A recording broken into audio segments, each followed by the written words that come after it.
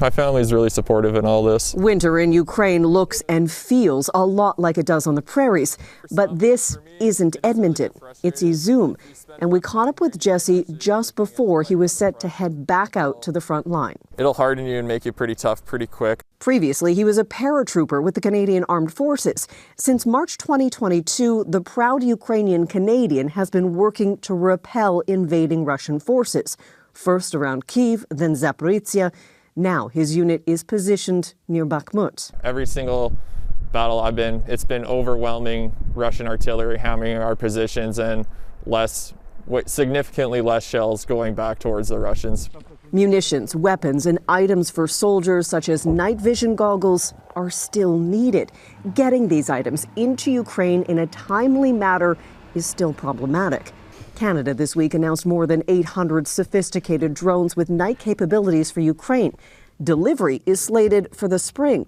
The money for them was announced in June of last year.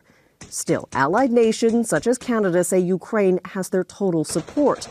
Dave Smith, who is also fighting for Ukraine, disagrees. Fixed military procurement, both for my own, brothers and sisters back in the Canadian Armed Forces, but also just to be a reliable international partner when it comes to global security. Smith requested voluntary release from the Canadian Armed Forces so he could fight for Ukraine. He was last on the front lines in early December. Soldiers, he says, don't get to stop operations when supplies run low. The operations just become more dangerous.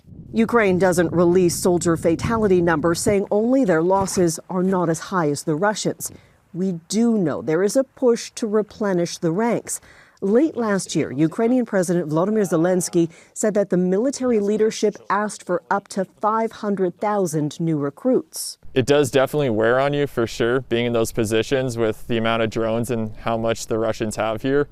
But everyone here still is highly motivated.